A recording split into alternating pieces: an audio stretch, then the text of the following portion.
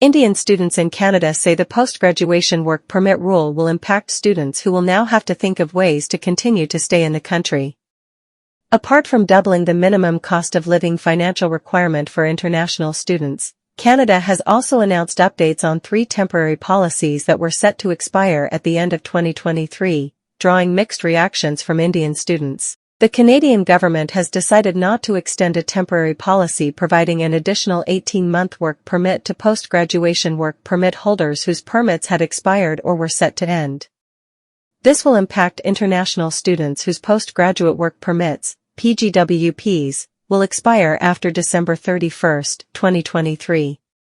The announcement says foreign nationals with a PGWP expiring up to December 31, 2023, remain eligible to apply. However, they have not extended this policy for those whose PGWPs are expiring on January 1, 2024. This is a big blow as students need to think about what to do next, said Mandeep, convener of Montreal Students' Youth Organization, MYSO.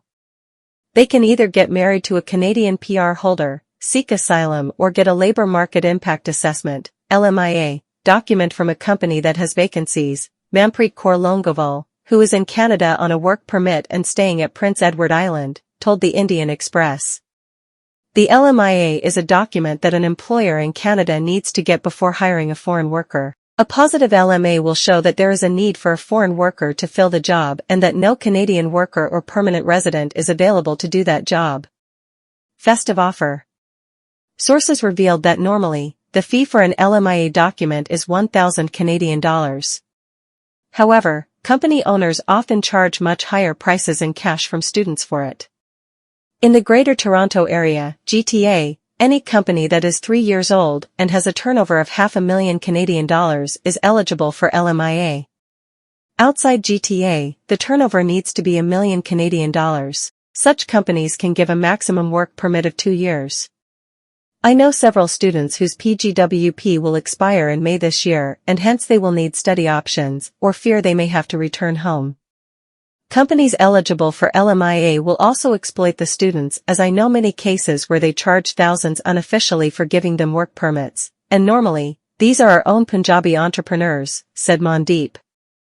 Another announcement made by Immigration, Refugees and Citizenship Minister Mark Miller was related to the work-hour limit. The waiver on the 20-hour-per-week limit on the number of hours international students are allowed to work off campus while class is in session will be extended to April 30, 2024, he said.